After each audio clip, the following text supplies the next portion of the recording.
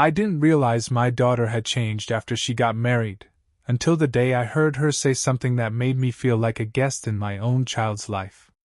For a long time, I told myself I was imagining things.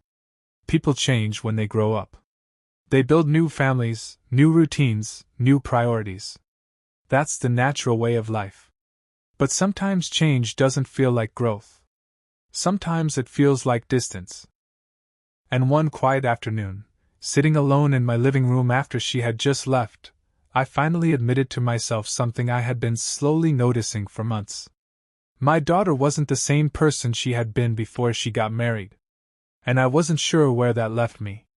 My name is David. I'm 70 years old, and my daughter, Sarah, has always been the most important person in my life. She was born on a cold February morning more than 40 years ago. I still remember the way the hospital room looked that day, the pale blue walls, the soft humming sound of machines, the way the winter light came through the window. When the nurse placed her in my arms, she was so small it almost scared me. People say you feel love immediately when you become a parent. For me, it wasn't exactly love at first. It was something quieter, something deeper. A feeling of responsibility that settled into my chest and never really left. From that day forward, everything I did somehow revolved around her. Sarah grew up in a small house on a quiet street where the neighbors all knew each other. The backyard had an old oak tree that she used to climb when she was young. Sometimes she'd sit on the lowest branch reading books for hours. She was always thoughtful like that. Not the loudest child, not the most rebellious either. She asked questions about everything. Why the sky looked different in the evening. Why certain songs made people emotional. Why adults sometimes seemed tired even when they weren't doing anything. As she got older, our relationship became something more than just parent and child. We talked about everything. When she was in high school, she used to sit at the kitchen table while I made coffee in the mornings. She'd tell me about her classes, her friends, her worries about the future. Sometimes she'd stay up late in the living room with me, talking about things most teenagers probably wouldn't discuss with their parents. Dreams. Relationships. What kind of life she wanted to build. Those conversations were some of the best moments of my life. Back then, I believed something without ever questioning it. I believed that no matter what happened in her life, we would always stay close. Of course, life has a way of gently reminding you that nothing stays exactly the same. Sarah met Daniel when she was 28. I remember the first time she mentioned him during one of our phone calls. "There's someone I've been seeing," she said casually. Her voice sounded different that day. Lighter somehow. When I met Daniel a few weeks later, he seemed like a good man. Polite. Respectful. Quiet in a way that made you think he was paying attention to everything around him. At dinner that evening, he asked me about my work, my hobbies, the history of the house Sarah grew up in. I liked him. More importantly, Sarah seemed happy. And when you're a parent, your child's happiness becomes the only thing that truly matters. They dated for 2 years before getting married. The wedding was small but beautiful. It took place in a little garden behind a historic building downtown. The ceremony was simple, just close family and a few friends. When Sarah walked down the aisle, I felt a strange mixture of pride and sadness. Not sadness because she was leaving me, but because I realized she was stepping into a life that no longer revolved around our small, familiar routines. And that was exactly how it was supposed to be. After the wedding, Sarah and Daniel moved into a house about 40 minutes away. At first, nothing seemed different.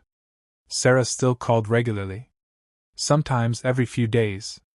She and Daniel visited on weekends. We'd have dinner together, talk about their plans for the house, laugh about small things the way we always had. Those visits made the house feel alive again.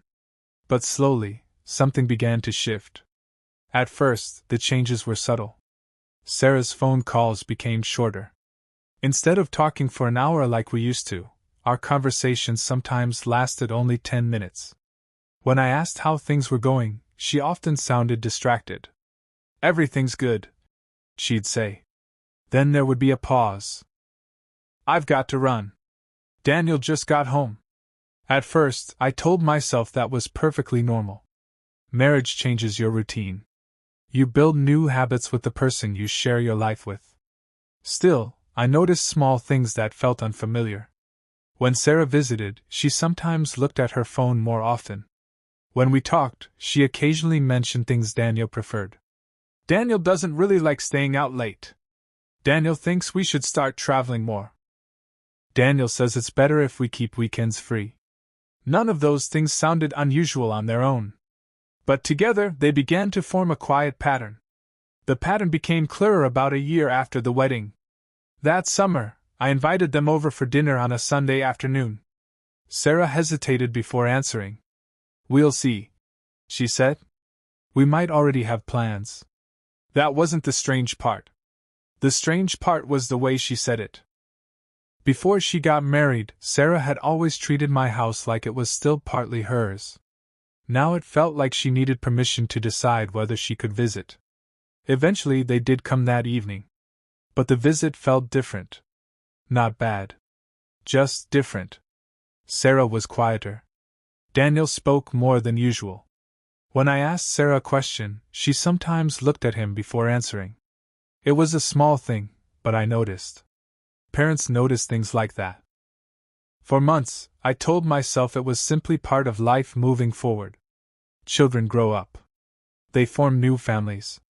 Their loyalty shifts slightly toward the person they share their life with. That's the natural order of things. Still, there were moments when the distance felt sharper than I expected. One evening stands out more clearly than the others. Sarah and Daniel had come over for dinner again. After we finished eating, we sat in the living room talking about travel plans. I mentioned a small coastal town I had visited years ago, and how beautiful it was during the fall. Sarah used to love places like that. Before she could respond, Daniel spoke. "We've been thinking about doing something different this year," he said. "Maybe a trip overseas." Sarah nodded. "Yeah, that's probably better." The moment itself wasn't important. But the way she said it felt unfamiliar. Not like the Sarah who used to share her thoughts with me freely. More like someone carefully adjusting her words. That night, after they left, I sat alone in the living room thinking about something I hadn't wanted to admit. The closeness Sarah and I once shared had quietly changed. Not disappeared. Just shifted. The moment everything became clear happened about 6 months later. It was a Saturday afternoon when Sarah came to visit alone. Daniel was out of town for work. At first, the visit felt almost like old times. We drank coffee in the kitchen and talked about small things. The garden outside. A book she had been reading. A movie she recently watched. Then she said something that stopped me for a moment. "Daniel thinks it's better if we spend more time focusing on our own family now." She said it casually, like it was an obvious idea. But the words stayed in the air between us. Our own family. For the first time, I realized something I hadn't fully understood before. Sarah wasn't just building a new life. She was building a new center for that life. And I was no longer part of that center. I didn't argue. I didn't try to make her feel guilty. Instead, I asked her something simple. "Are you happy?" She looked at me for a long moment before answering. "Yes," she said quietly. And in that moment, something inside me settled. Because the truth is, children aren't meant to stay the same forever. They grow. They change. Sometimes they move into worlds that feel unfamiliar to us. But that doesn't mean they love us any less. It just means their lives are expanding beyond the place where we once stood at the center. These days, Sarah still visits from time to time. Sometimes with Daniel. Sometimes alone. Our conversations are different now. Shorter perhaps. Less spontaneous. But every once in a while, I see a glimpse of the same thoughtful girl who used to sit on the branch of that old oak tree reading books for hours. And when that happens, I'm reminded of something important. Children don't stop being your children when their lives change. They simply become people whose journeys move in directions you can't always follow. And the most important thing a parent can learn is how to love them anyway.